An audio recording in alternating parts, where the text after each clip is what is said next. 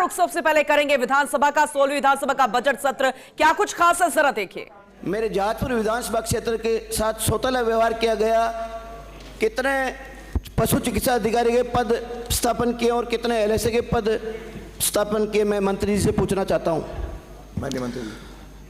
माननीय अध्यक्ष महोदय, मैं माननीय सदस्य को अवगत कराना चाहूँगा कि वर्ष 2021 में प्रदेश में आवश्यक अस्थायी आधार पर 300 पशु चिकित्सा अधिकारियों की नियुक्ति प्रदान की गई थी, जिसमें जहाजपुर विधानसभा क्षेत्र में किसी भी पशु चिकित्सा अधिकारी को नियुक्ति नहीं दी गई।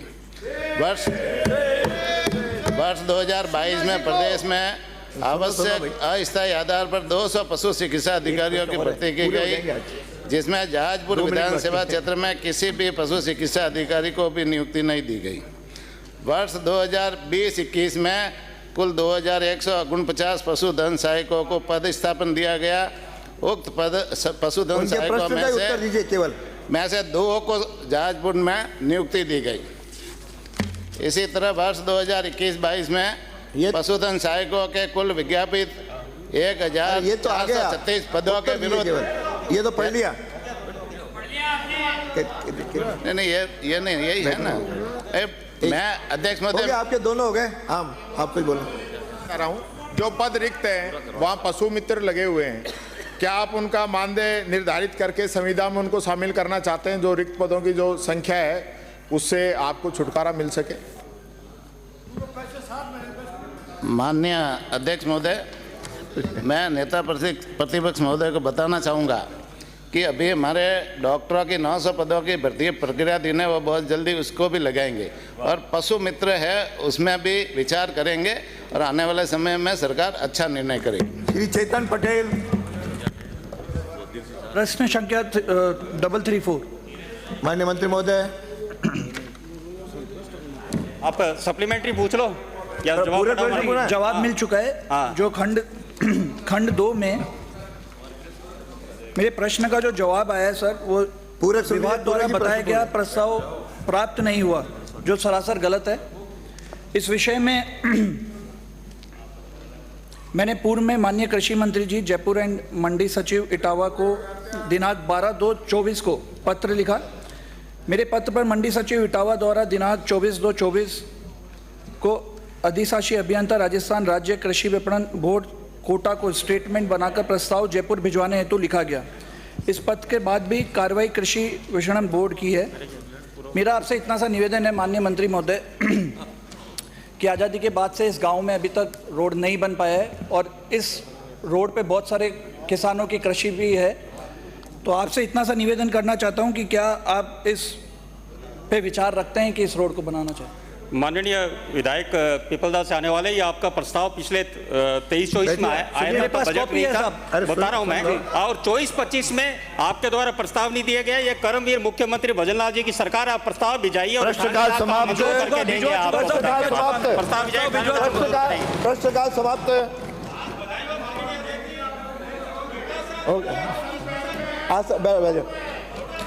स्थगन प्रस्ताव पर व्यवस्था। मुझे अरे आसन पांव पे है। श्रीमान जी वहीं बैठो, वहीं बैठो, अरे वहीं बैठो। यार इतनी बात सिखा दिया। मुझे माननीय सदस्यों को सूचित करना है कि निम्नलिखित स्थगन प्रस्तावों की सूचना प्राप्त हुई है।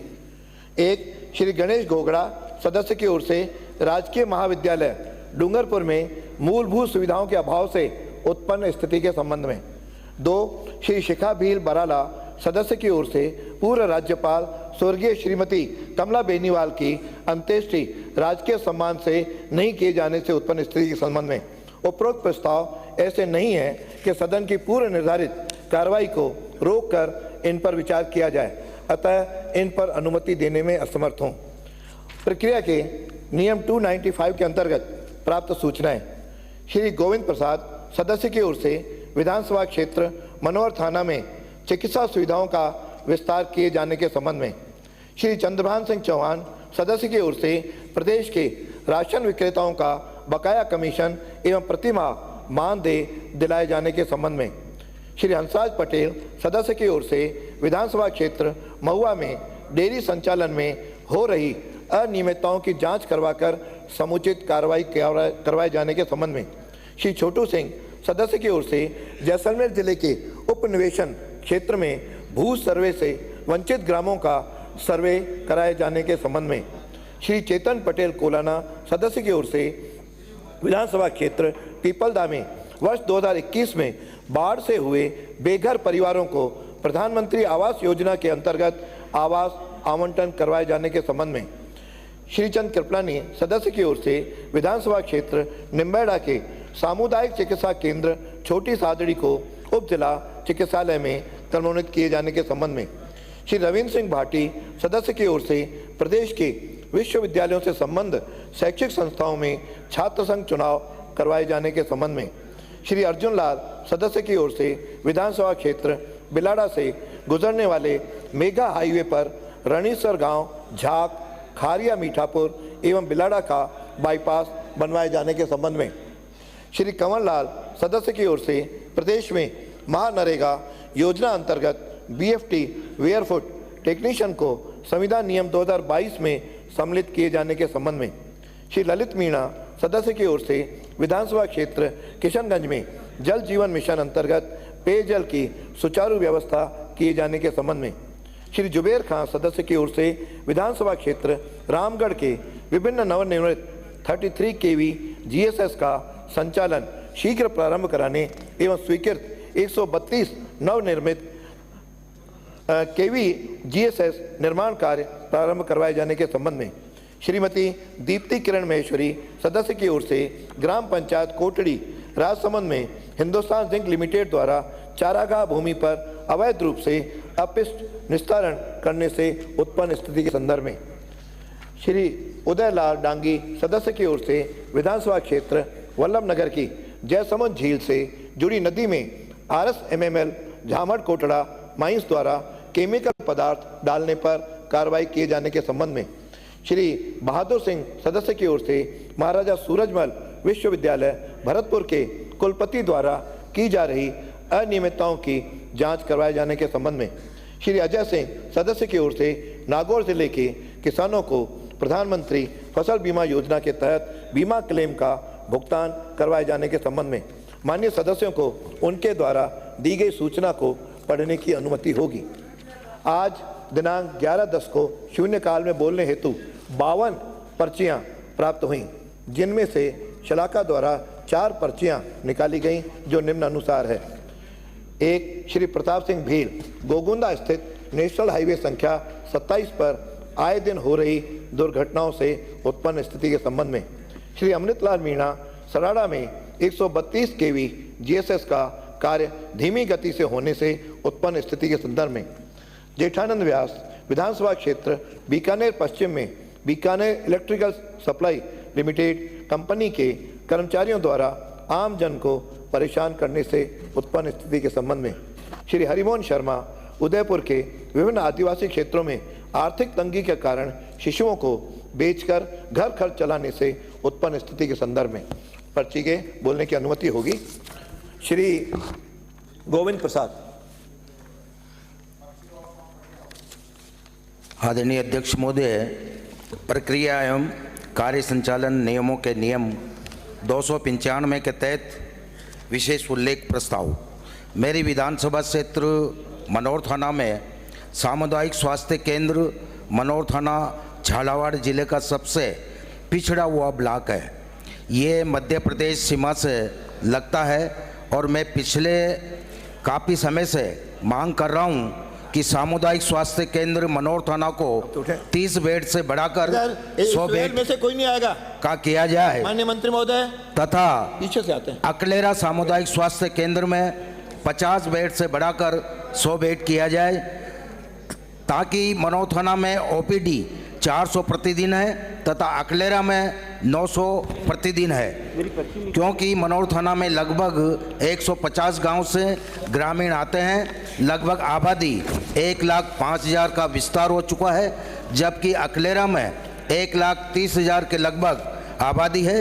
नज़दीक में कोई बड़ा सरकारी हॉस्पिटल नहीं है। सबसे ज़्यादा आउटडोर रोगी आते हैं। पूर्ण उपचार उपलब्ध नहीं होने से मरीजों को अन्यत्र स्थानों पर जाना पड़ता है। लोगों को बहुत कठिनाई आती है। मजदूर वर्ग के लोग आए दिन चोटिल हो जाते हैं, जिससे लगभग 100 किमी की दूरी पर झालावाड़ रेफर करते हैं। सामुदायिक स्वास्थ्य केंद्र मनोर थाना में कोई बड़ी सुविधा नहीं है, जबकि अस्पताल का भवन पर्याप्त है, परंतु चिकित्सकों के आवास नहीं है, वे पद भी रिक्त चल रहे हैं। मेरा आपसे, आपके माध्यम से मुख्यमंत्री महोदय से और मंत्री महोदय से निवेदन है कि अविलंब अमली जमा पहनाया जाए, उसकी 100% क्रियान्विति सुनिश्चित करवाएं, ताकि गरीब मजदूर वर्ग व आमजन को समय पर उपचार के साथ साथ धन के अपव्यय से भी राहत मिल सके। विशेष ध्यान देकर क्षेत्र के लोगों को अधिक से अधिक लाभान्वित किया जा सकता है। धन्यवाद। श्री चंद्रभान सिंह चौहान। माननीय अध्यक्ष महोदय, राजस्थान की विधानसभा की प्रक्रिया एवं कार्य संचालन के नियमों के नियम 295 के अंतर्गत विशेष उल्लेख प्रस्ताव। राजस्थान राज्य के अधिकृत राशन विक्रेताओं को बकाया कमीशन प्रतिमाह मानदेय एवं दुकान किराया दिलाने के संबंध में महोदय जी, उपरोक्त विषय में निवेदन है कि राजस्थान राज्य के अधिकृत राशन विक्रेताओं को कई समस्याओं का सामना करना पड़ रहा है, जो इस प्रकार हैं। पूर्ववर्ती राजस्थान सरकार की योजनाओं के अंतर्गत 15 अगस्त से फूड पैकेट्स वितरण का प्रारंभ किया था, जिसका अगस्त में नवंबर में 2023 तक कमीशन बकाया है। आत्मनिर्भर योजनाओं के अंतर्गत ऑफलाइन वितरण किए गए गेहूं का कमीशन बकाया है। राशन विक्रेताओं व सहायक तोलक और वर्तमान में कोई मानदेय नहीं दिया जाता है और विक्रेताओं को दुकान का किराया भी नहीं दिया जाता है। 3-4 वर्ष पूर्व राशन विक्रेताओं को आधार सीडिंग का कार्य करवाया गया था, जिसका पेमेंट भी अभी तक बकाया चल रहा है। सरकार द्वारा पोस्ट मशीनों के 10 रुपये मेंटेनेंस के और 5.21 रुपये काटे जा रहे हैं। वर्तमान जो पोस्ट मशीनें विक्रेता को दी जा रही हैं, उसके पेटे पुरानी मशीन एजेंसी वाले ले रहे हैं, जबकि पुरानी मशीन का पेमेंट विक्रेताओं द्वारा पूर्व में किया जा चुका है। राज्य सरकार ने जुलाई माह में अशक्त वृद्ध उपभोक्ताओं के लिए 10 किलोग्राम का बैग होम डिलीवरी करने की योजना बनाई थी, परंतु राशन विक्रेताओं को कई विक्रेता अशक्त वृद्ध हैं। श्रीमान से आग्रह है, राशन विक्रेताओं की समस्या को गंभीरता से लेते हुए विक्रेताओं को बकाया चल रहा कमीशन दिलाने, साथ ही राशन विक्रेताओं को सहायक तोलक को मासिक मानदेय भी दिया जाए। विक्रेताओं की ली जा रही पुरानी पोस्ट मशीनों का आधी राशि विक्रेताओं को दी जाए एवं अशक्त एवं वृद्ध राशन विक्रेताओं के स्थान पर उनका सहयोग करने के लिए आश्रितों को नियुक्त किया जाए। धन्यवाद। श्री हंसराज पटेल। श्री हंसराज पटेल। अध्यक्ष महोदय, पढ़िए 295।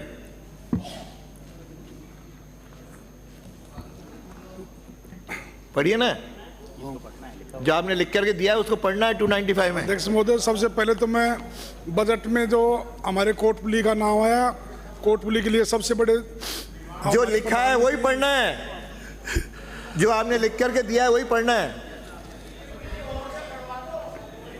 चलिए 295 के अंतर्गत विषय अंतर्गत है कि विधानसभा क्षेत्र महुआ की ग्राम पंचायत कोचरी के ग्राम में संचालित सब्ज डेयरी के अधिकारी सब्ज डेयरी संचालित महुआ में नियम विरुद्ध MBC की कार्रवाई कर रहे हैं। आपसे निवेदन है कि अरे सही है आज मालिक डेयरी संचालन केंद्र समिति आउटिंग कर रखी है, जिनमें कुछ केंद्रों को अपने हिसाब से समिति देती है और उसमें मिलावटी दूध और पनीर की बहुत ज़्यादा गड़बड़ पाई जाती है।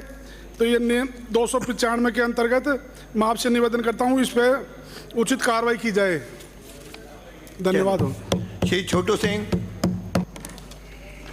माननीय अध्यक्ष महोदय, नियम 295 के तहत जैसलमेर जिले के उपनिवेशन क्षेत्र में आने के बावजूद भी थोड़ा माइक के पास विभिन्न राजस्व ग्रामों का ग्राम सर्वे नहीं होने से किसानों को सामान्य आवंटन की समस्या के निदान हेतु वंचित गांवों का सर्वे करने हेतु महोदय जी, जैसलमेर जिले के उपनिवेशन विभाग के पास 7 तहसीलें हैं, जिनमें से लगभग 200 गांव उन तहसीलों में आते हैं, परंतु कई गांवों को राजस्व विभाग से उपनिवेशन विभाग में स्थानांतरित हुए कई वर्ष हो गए हैं, परंतु उनका ग्राम सर्वे नहीं होने के कारण ऐसे गांव में नहर व खाले बनने के बावजूद भी आवंटन प्रक्रिया प्रारंभ नहीं हो पा रही है। लगातार जारी प्रश्न यहां पर रखे जा रहे हैं पटल पर, और ऐसे में विधानसभा अध्यक्ष का एक जो खास रूप देखने को मिल रहा है वो भी बेहद महत्वपूर्ण। पॉलिटिकल एडिटर योगेश शर्मा जी हमारे साथ जुड़ चुके हैं, विधानसभा से सीधा रुख अब उनका करेंगे। योगेश जी, कार्यवाही चल रही है और ये बजट सत्र पर चर्चा चल रही है। फिलहाल प्रश्नों का सिलसिला शुरू हो चुका है जिसका जवाब बहुत जल्द समय अनुरूप दिया जाएगा, ये भी आपसे समझेंगे। लेकिन विधानसभा अध्यक्ष, उनका जो एक रुख नजर आ रहा है, चाहे वो सत्ता पक्ष हो विपक्ष हो, क्योंकि अभी हम उनको देख रहे थे, फालतू कोई बात नहीं, जो लिखा गया है वही पढ़ना है, वो भी कई मायनों में खास है। नवाचार से शुरुआत हुई थी और अब ये रुख भी अपने आप में कई मायनों में खास। हालांकि बजट के बाद की चर्चा है तो आज का दिन वैसे ही बेहद महत्वपूर्ण है। विस्तार से बताइए।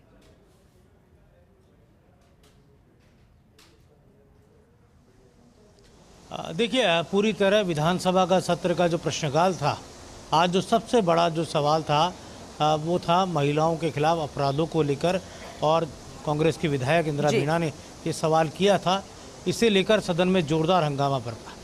हंगामा इतना बरपा कि विपक्ष वॉकआउट भी कर गया, और इस सवाल के मद्देनज़र यूँ कहा जा सकता है कि सदन में जब मंत्री गजेंद्र सिंह खींवसर जवाब दे रहे थे तो जवाब को लेकर भी यहाँ पर असंतोष देखने को मिला। और ये कहा जा सकता है क्योंकि जो सवाल था उस सवाल का ये था तात्पर्य कि बीजेपी ने सरकार में आने के बाद महिला अपराधों के को रोकने के को लेकर क्या कदम उठाए, किस तरह के काम किए। मंत्री खींवसर ने कामों को गिनाया, बताया कि कैसे महिला पुलिस स्क्वाड को मजबूत किया जा रहा है, कैसे सीसीटीवी लगाए जा रहे हैं, तकरीबन 20,000 से अधिक नए सीसीटीवी कैमरे भी लगाए जाएंगे। इसके साथ ही उन्होंने बताया कि कैसे उनकी सरकार के आने के बाद अपराधों में कमी आई है, महिलाओं के खिलाफ, महिलाओं से शोषण को लेकर जो अपराध हैं उसमें कमी आई है। लेकिन इस जवाब से यहाँ पर विपक्ष संतुष्ट नहीं हुआ, क्योंकि गजेंद्र सिंह खींवसर ने पूर्ववर्ती सरकार के दौरान हुए महिलाओं के खिलाफ जो अपराध हैं उनको भी सामने रख दिया, उनको भी गिना दिया कि पिछले कांग्रेस राज में महिला अत्याचार के कितने मामले आए थे और हमारी सरकार ने आके क्या क्या कदम उठाए हैं।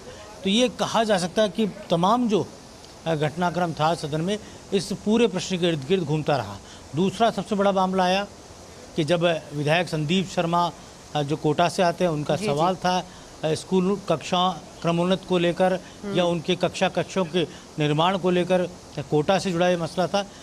और जैसे ही शिक्षा मंत्री मदन दिलावर उठे जवाब देने के लिए, विपक्ष ने फिर हंगामा किया और leader of opposition Tikaram Jully, जो आज पूरे प्रश्नकाल में बेहद सक्रिय नज़र आए और तमाम संवेदनशील सवालों पर टीकाराम जूली ने अपनी बात भी रखते हुए वो नज़र आए।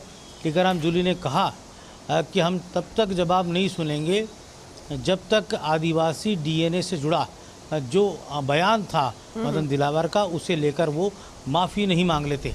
और सदन के अंदर अगर वो माफ़ी मांगेंगे तो विपक्ष उनकी बात को सुनेगा, उनके जवाबों को सुनेगा। लेकिन जब तक वो माफ़ी नहीं मांगेंगे वो जवाब नहीं सुनेंगे। और विपक्ष ने सदन में मंत्री दिलावर के जवाब को नहीं सुना। इसे लेकर भी सदन में जोरदार हंगामा दिखा और पक्ष और विपक्ष के बीच तीखी तकरार सदन में देखने को मिली। 1 घंटे का जो समय था उस 1 घंटे के समय में कई महत्वपूर्ण सवाल सामने भी आए, लेकिन हंगामा जो था वो देखने को मिला। और यहाँ पर ही देखना होगा कि जो फ्लोर मैनेजमेंट था, उस फ्लोर मैनेजमेंट में आज पीसी चीफ डोटासरा नहीं थे, उनकी कमी कांग्रेस में नज़र आई। लेकिन टीकाराम जूली और पूरा जो कांग्रेस का रावल दस्ता था वो आज सक्रिय दिखा। खासतौर से इंदिरा मीणा का जो ज्वलंत सवाल था उसने सरकार को पशुपेश में डाला, तो वहीं कृपलानी के सवाल ने अपनी ही सरकार के मंत्री को घेरने का भी काम किया।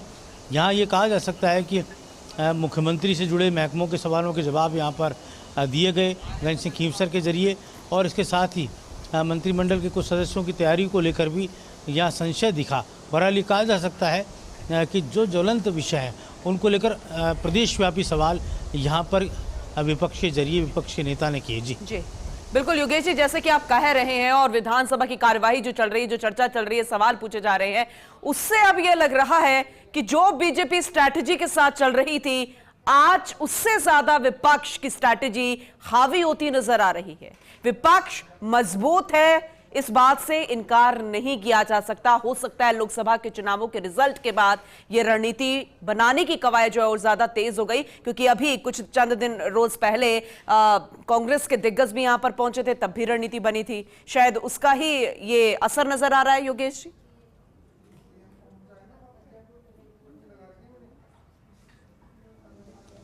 देखिए, विपक्ष में कई धुरंधर विधायक हैं, चाहे वो टीकाराम जूली खुद लीडर अपोजिशन है, चाहे वो पीसी चीफ डोटासरा हैं, और साथ ही जो पूरी टीम हरावल दस्ते में मोटे तौर पर श्रवण कुमार है, आज हरीश चौधरी भी सदन में मौजूदगी उनकी है, इंदिरा मीणा जैसी 13 विधायक है, इसके अलावा अशोक चांदना है, मुकेश भाकर है, रामनिवास गावड़िया हैं और विकास चौधरी हैं। जो यूथ विंग है, मनीष यादव ने आज सवाल सदन के अंदर दागे। तो जो यूथ है, यूथ जो कांग्रेस का जीत के आया है, वो परिपक्व होता हुआ नज़र आ रहा है, और जो नए विधायक जीते हैं वो पूरे डिसिप्लिन के साथ यहाँ पर एक सबसे अच्छी बात पूनम देखने को मिली है जी। इस बार जो सदन में जो नई टीम है उसमें अलग तरह की परिपक्वता है। वो सीखना चाहती है, वो पढ़ना चाहती है, वो सदन में बैठकर अपनी उपस्थिति को दर्ज कराना चाहती है। तो ये जो बात है, ये हमें पिछले विधानसभा का जो दृश्य था उससे थोड़ी सी अलग नज़र आ रही है। यहाँ पक्ष और विपक्ष के जो भी नए विधायक हैं वो यहाँ पर उनका एक अलग तरह का रूप हमें देखने को मिला। इसका अर्थ ये है कि जो संसदीय परंपरा, संसदीय कार्यपालिका है, उनमें जो एक महसूस होता है कि हमेशा से कि नए विधायकों को सीखने के प्रति उतनी लालसा नहीं रहती, लेकिन यहाँ पर इस बार देखने को मिला कि ये थोड़ी स्थिति ठीक है। मंत्रियों को हमने देखा, वो भी खासतौर से सुमित गोजारा को हम देखते हैं कि वो नोट करते रहते हैं किसने क्या बोला, किसने क्या कहा। इसके साथ ही हम अन्य मंत्रियों को भी देते हैं, मुस्तैदी के साथ सदन में बैठे रहते हैं। फिर भी यहाँ कहा जा सकता है जो फ्लोर मैनेजमेंट है, योगाराम पटेल और जोगेश्वर गर्ग के हाथ में सत्ता पक्ष का फ्लोर मैनेजमेंट है, तो वहीं टीकाराम जूली और ख़ास तौर से यहाँ पर अभी तक कांग्रेस ने अपना सचेतक नहीं बनाया है, उपनेता भी कांग्रेस के पास नहीं है। लेकिन जो दृश्य है यहाँ पर, उस दृश्य में कांग्रेस का जो मजबूत विपक्ष है, वो जैसा एक तैयारी भी हुई थी, तो तैयारी के मद्देनज़र एक बात तो ये कांग्रेस ने तय कर रखी थी कि मदन दिलावर जब तक आदिवासी डीएनए के मुद्दे पर माफ़ी नहीं मांगेंगे तब तक वो उनके जवाब को नहीं सुनेंगे। आज भारतीय आदिवासी पार्टी और कांग्रेस इसी रणनीति के साथ आज सदन में उठे थे, क्योंकि आज शिक्षा मंत्री को अपने सवालों के जवाब भी देने थे। और वहीं जो ज्वलंत विषय है, आपको ध्यान होता है पूनम की पूरे प्रश्नकाल के अंदर 1 या 2 सवाल ऐसे आते हैं जो बेहद ज्वलंत होते हैं, जिनको लेकर मंत्री पूरी तैयारी के साथ आते हैं, तो वहीं विपक्ष भी उन्हें घेरने की पूरी तैयारी करता है। यहाँ लेकिन आसन की जो व्यवस्था है उसको हम गौर करेंगे। स्पीकर देवनानी ने यहाँ पर कई मुद्दों पर खुद बीच में मध्यस्थता करते हुए कई सवालों के जवाब देने में यहाँ पर मंत्रियों को आगे रखा, या यूँ कहें उनसे जवाब दिलाए। इसका मतलब ये है कि स्पीकर चाहते हैं कि प्रश्नकाल जो है वो ज़्यादा से ज़्यादा प्रश्न उस पूरे 1 घंटे के अंदर पूछे जाने चाहिए और उनके जवाब मंत्रिमंडल के सदस्यों के आने चाहिए।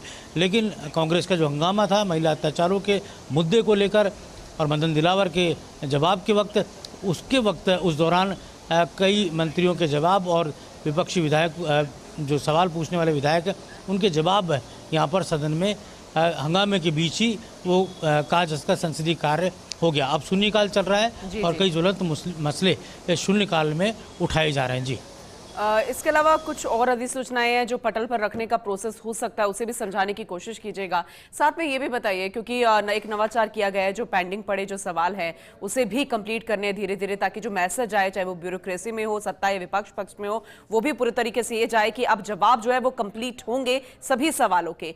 कितने पेंडिंग अभी रहे होंगे और क्या वो भी पैरेलल चलेंगे इन नए सवालों के साथ, योगेश जी?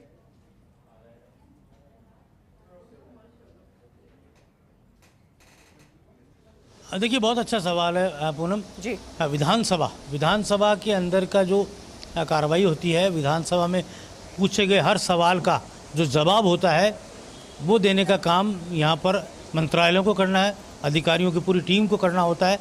और जब तक विधानसभा चलती है तब तक सरकारी महकमे 24/7 काम करते हैं। स्पीकर देवनानी ने जब वो आसन यहाँ पर स्पीकर की कुर्सी संभाली थी और उसके बाद ये बातें सामने आई थी कि विधायकों के सवालों के पेंडेंसी को लेकर लेकिन धीरे धीरे इस पेंडेंसी पर रोक लगी है और आज ये स्थिति है कि तकरीबन 80 से 85% सवालों के जवाब नियत समय पर विधानसभा को प्राप्त हो रहे हैं। इसके साथ ही यहाँ पर महत्वपूर्ण यह है कि क्या ज्वलंत मसलों को लेकर सरकार के मंत्री कितने गंभीर है, किस तरह के सवाल होते हैं उस पर किस तरह के जवाब सामने आने चाहिए। आज क्योंकि अलग अलग तरह के डिपार्टमेंटों के जवाब गजेंद्र सिंह खीवसर को मंत्री के नाते देने पड़ रहे थे, तो उनकी तैयारी आज हम देख रहे थे। काफ़ी कुछ उन्होंने आज मेहनत की, जिसका सदन में उनके जवाबों के दौरान असर भी दिखा। चाहे उनसे हिंदुस्तान जिंक को लेकर, माइंस को लेकर सवाल पूछा गया था, जिसका जवाब उन्होंने बखूबी तौर पर दिया। पहला सवाल हिंदुस्तान जिंक माइंस उदयपुर को लेकर था, उसके बाद लॉ एंड ऑर्डर को लेकर जो उनके जवाब थे उसमें उन्होंने पुराने राज के समय हुए अपराधों को घेरने का काम किया। हालांकि इस मुद्दे को लेकर जब एक करौली का केस था जिसको लेकर सीबीआई जांच की मांग भी यहाँ पर इंदिरा मीना ने उठाई, कांग्रेस के विधायक और तमाम विपक्ष यहाँ पर इंदिरा मीना के साथ खड़ा हुआ और हंगामा पनपा, क्योंकि ये ऐसे सवाल होते हैं जिन पर हंगामा होना तय होता है। उसका कारण भी है क्योंकि लॉ एंड ऑर्डर किसी भी स्टेट का सबसे संवेदनशील मसला होता है और अपराधों की रोकथाम और अपराधों में गिरावट या अपराधों के रोकने के लिए क्या क्या कदम उठाए जा रहे हैं, इसको लेकर हर सरकार में जवाब देने को लेकर सतर्कता बरती जाती है। तो आज मंत्री गजेंद्र सिंह खीवसर ने सतर्कता भी बरती और साथ ही ये भी उन्होंने जताने की कोशिश की कि पिछले राज में जब कांग्रेस का राज था उस दौरान क्या काम ऐसे किए गए थे, क्या अपराधों का जो स्तर था, उनका प्रतिशत था, कितने अपराध महिलाओं के खिलाफ हुए, लूट, हत्या, चोरी, डकैती, इन सब के क्या रिकॉर्ड थे, ये भी सदन में रखने का उन्होंने प्रयास किया। लेकिन साथ ही उन्होंने अपने सरकार, खासतौर से बजला सरकार का जो लॉ एंड ऑर्डर को लेकर जो नज़रिया है कि मंत्रालय भी मुख्यमंत्री खुद अपने हाथों में संभाल रहे हैं, तो ऐसे में जो ड्रीम है कि कैसे राजस्थान अपराध मुक्त बने, कैसे राजस्थान में कानून का इस्तकबाल हो, कानून का राज हो, तो उस दिशा में प्रदेश की गवर्नमेंट क्या कुछ कर रही है, ये एक महत्वपूर्ण जो विषय था जिसको समझाने का काम यहाँ पे किया। लेकिन क्योंकि विपक्ष और अपराध ऐसा है कि चाहे सरकार कोई सी भी रही हो, अपराधों को रोका नहीं जा सकता। अपराध कहीं ना कहीं किसी न किसी शहर, गांव, ढानी में घटते हैं और उसको लेकर यहाँ पर कहा जा सकता है कि सरकार को अपनी सख्ती भी दिखानी पड़ती है। लेकिन यहाँ महत्वपूर्ण बात ये थी कि कांग्रेस के जो आरोप थे उसमें सबसे बड़ी बात ये थी कि एससी और एसटी की जो महिलाएं हैं और उनके खिलाफ जो अत्याचार के मामले हैं वो बड़े हैं, तो उनको रोकने के लिए सरकार किस तरह के कदम उठा रही है। क्योंकि शहरों के अंदर जो अपराध होते हैं वो अलग प्रकृति के होते हैं और ग्रामीण पृष्ठभूमि के जो अपराध होते हैं वो अलग प्रकृति के होते हैं। तो इस नज़रिए से जो जवाब गजेंद्र सिंह खीवसर, जो कि मूल रूप से वो चिकित्सा और स्वास्थ्य मंत्री हैं, इसके बावजूद उन्होंने अपने से अलग हटकर जो महकमा है उसके जवाब देने का प्रयास किया। जी बिल्कुल, क्योंकि अभी सिर्फ बजट सत्र चल रहा है, सवालों के जवाब देने हैं, लेकिन अभी तो वक्त बहुत ज्यादा है, 4.5 साल बहुत मायने रखते हैं। तब भी विपक्ष के सवालों के जवाब देने पड़ेंगे और जनता से भी जूझना पड़ेगा। उसकी भी तैयारी भारतीय जनता पार्टी को करनी चाहिए, स्ट्रैटेजी बनानी चाहिए। बहुत शुक्रिया योगेश जी विस्तार से इस जानकारी के लिए। आगे भी आपसे अपडेट लेते रहेंगे।